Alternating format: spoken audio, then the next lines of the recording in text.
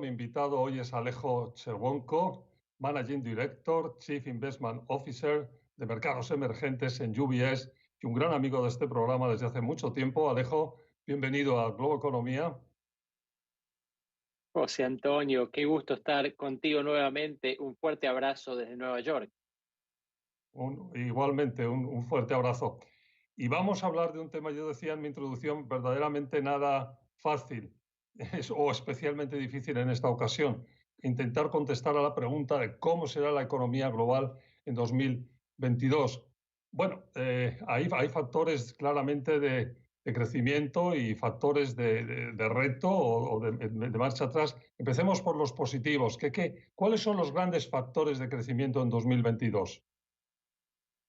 Sin duda, José Antonio, creo que hay que reconocer que luego de 2 años en el que el entorno macroeconómico estuvo fuertemente influenciado por las dinámicas de la pandemia, vamos a entrar en un 2022 en el que muy probablemente el virus tenga un efecto mucho menos importante como determinante macroeconómico y vamos a de alguna manera descubrir cuál es el crecimiento económico de nuevo equilibrio, llamémosle, post-pandemia.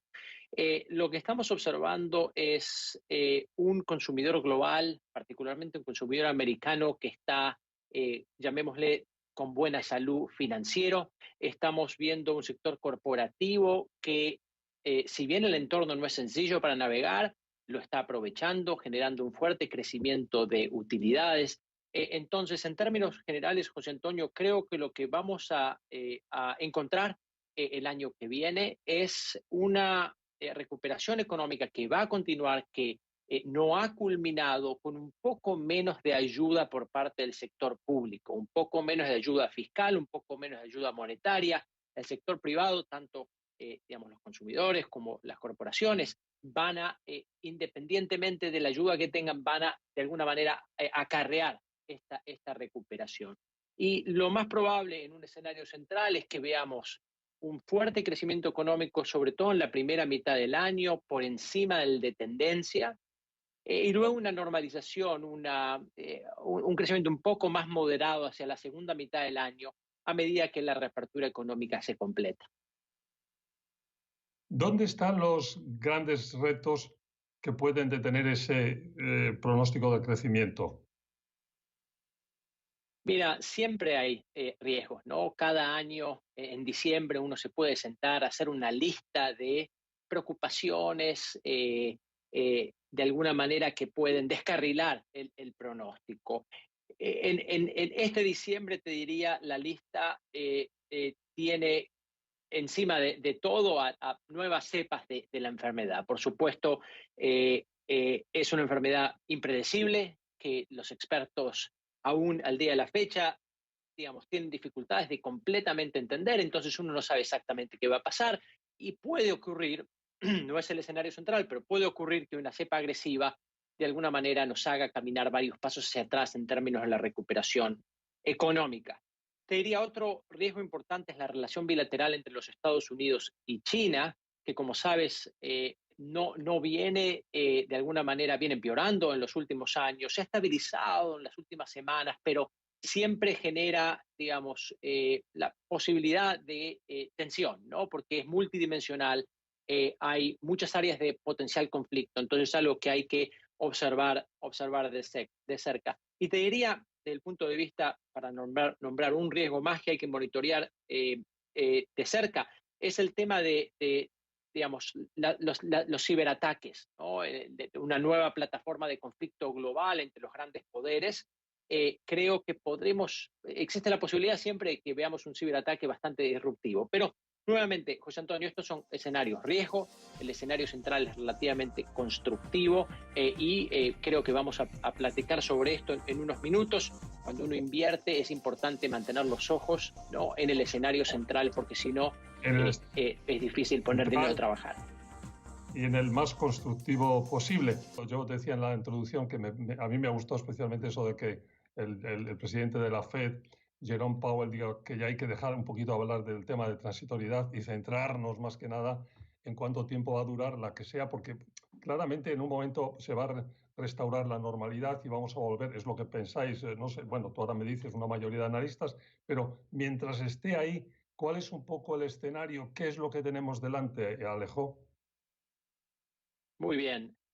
Mira, el escenario de mayor probabilidad que manejamos es uno en que la inflación, centrándonos en las dinámicas de precios de los Estados Unidos, ¿no? Permanece relativamente alta en los primeros meses del 2022 para luego mermar, ¿no? Y de alguna manera converger hacia un nivel más cercano al 2% objetivo de la Reserva Federal de los Estados Unidos.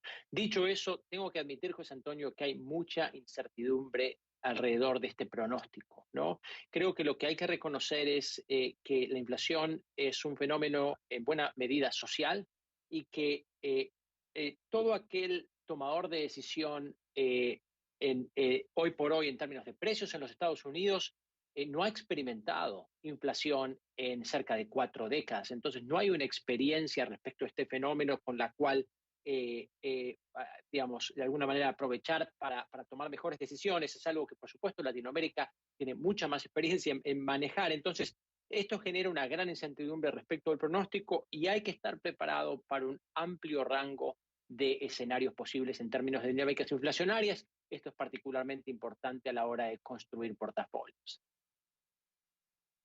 Sin embargo, déjame que introduzca aquí un tema, una polémica, no es una polémica, un diálogo que yo creo que es importante, que las grandes corrientes internacionales eh, han sido, parecería que siguen siendo, precisamente por la tecnología, por la inteligencia artificial, por las condiciones demográficas, las condiciones globales tienden a que la inflación se suavice siempre, y no solo estamos hablando sobre todo desde Estados Unidos, pero es un tema global. ¿Estás de acuerdo en eso, en que la tendencia un poco a largo es que se importe en muchos países uh, una deflación incluso? Correctamente, creo que nos recuerdas que la última década estuvo caracterizada por tendencias seculares de largo plazo, de característica deflacionaria. Cuando tú hablas de repente de globalización, de disrupción tecnológica, de envejecimiento poblacional, son todas tendencias macro que apuntan a una presión a la baja de los precios, ¿no? Pero lo que tenemos en este momento es un efecto cíclico de alza de precios bastante fuerte, un poco gracias a la gran inyección de estímulos que ha ocurrido en buena parte desarrollado y parte del mundo emergente en los meses de la pandemia y que continúa siendo bastante significativa. Entonces, estas dos factores están batallando para ver cuál tiene mayor influencia sobre las dinámicas de precio de los próximos meses, ¿no? Entonces, como te digo, escenario central de una inflación que permanece alta, por lo menos en el corto plazo, se modera pensando ya hacia mediados finales del 2022, pero mucha incertidumbre respecto al promedio. Y nuevamente es importante que cuando uno decide en qué invertir, ¿no? Uno tenga en cuenta que el escenario central existe, pero uno se puede equivocar. No tenemos mucho tiempo, pero cuando se habla de este tema, yo siempre tengo y tú seguro que todavía más, una sensibilidad grande en nuestra región. Claro, nuestra región tiene una relación con la inflación que es bastante distinta a la que estamos hablando y sobre todo cuando aparece, los bancos centrales, que ya lo están haciendo, tienden a tomar medidas muy anticipadamente que detienen el crecimiento. No tenemos mucho tiempo, pero ¿cómo es ese escenario y cómo lo veis evolucionando en estos primeros meses de 2022? Muy interesante lo que menciona José Antonio. Los bancos centrales latinoamericanos, como consecuencia de las presiones inflacionarias, ya han venido subiendo tasas de interés bastante agresivamente y esto creo que va a ayudar a controlar la inflación en la región a costo de poner un poco de paños fríos en la recuperación económica post pandemia. Alejo, eh, los inversores, los inversionistas en este entorno tan cambiante, por dónde moverse? ¿Qué hacer?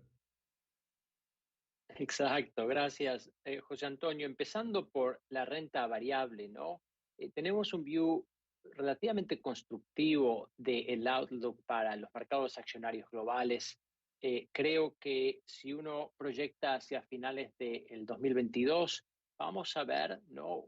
Una tendencia al alza, por supuesto, siempre con una volatilidad inherente que debería ser esperada por los inversores, correcciones de alguna manera llamémosle turbulencia, pero en términos generales la dirección creo que es hacia arriba. Bien apoyada por crecimiento de las utilidades corporativas, que vienen dando buenos resultados y creo que es una tendencia que uno puede extrapolar hacia el futuro. Puede que veamos cierta presión sobre los márgenes en un contexto de precios un poco más altos, pero esto debería ser controlado. Y nuevamente, el view es constructivo, aprovechando ciertas, segmentos que pueden ser los ganadores, llamémosle, de la reapertura económica global, ¿no? Un sector como el energético, un sector como el financiero dentro del mercado americano, dentro del mercado europeo, son ejemplos de aquellos sectores que preferimos. Ahora, el view es más cauto en lo que se refiere a renta fija. Yo creo que el entorno actual justifica un alza en las tasas de interés a plazo, sobre todo en los Estados Unidos. Si uno piensa el bono del Tesoro a 10 años de Estados Unidos, es más probable que de aquí a 6-12 meses termine en un nivel bastante más alto que el actual, compárese con que caiga de los niveles actuales. Entonces, en este entorno hay un viento en contra fuerte a la renta fija y hay que ser bastante más selectivo en lo que uno decide invertir en el mundo de los bonos, ¿no? Entonces, son dos de los mensajes que te dejo para el 2022, José Antonio: un view constructivo de renta variable y un view más cauto de renta fija en términos generales. Geográficamente, áreas más y menos interesantes. Excelente. Enfocándonos nuevamente en la renta variable, en el mundo de los mercados accionarios, es muy importante tener una exposición bien diversificada a varias regiones, sobre todo cuando uno construye posiciones estratégicas de mediano, largo plazo para alcanzar objetivos, ¿no?, que tienen que ver con 3, 5, 7, 10 años de plazo. Y ahí, por supuesto, los Estados Unidos cumple un rol fundamental, pero no hay que olvidarse de los mercados europeos e, importantemente, el Asia-Pacífico, las acciones de Asia-Pacífico emergente, por supuesto, con China en su centro, pero todos los países influenciados por el gigante asiático. Estamos hablando de Corea, estamos hablando de Taiwán, Indonesia, Malasia, Filipinas. Son exposiciones que creo que son bastante deseables. Bueno, pues nos vamos a tener que ir, pero antes de irnos, una pregunta que te suelo hacer casi siempre cuando nos despedimos: consejos para que los inversionistas, los inversores, no cometan demasiados o, al ser posible, ningún error en sus decisiones. Bueno, como es costumbre, José Antonio, creo que es importante hacer un buen match, un buen vínculo entre, digamos, en lo que uno invierte y el objetivo que uno tiene respecto a las inversiones. Y es útil, digamos, hacer una división de objetivos personales de inversión en términos de corto, mediano, largo plazo, y utilizar opciones de inversión acorde para maximizar la probabilidad que uno tiene de alcanzar esos objetivos. Si uno tiene un plan bien diseñado, lo más probable es que pueda minimizar el número de errores que uno comete, a los que todos estamos sujetos, nadie está exento, y entonces tener un plan y atenerse a ese plan siempre tiene un valor agregado muy alto. Alejo, pues se nos terminó el tiempo, pero un verdadero placer haber retomado el contacto con un amigo de este programa por tanto tiempo. Muchas gracias por haber estado en Globo Economía. El gusto fue mío, José Antonio, y a todo el equipo de Globo Economía, un fuerte abrazo. Gracias. Fue Alejo Cherwonko, Managing Director, Chief Investment Officer de Mercados Emergentes en UBS.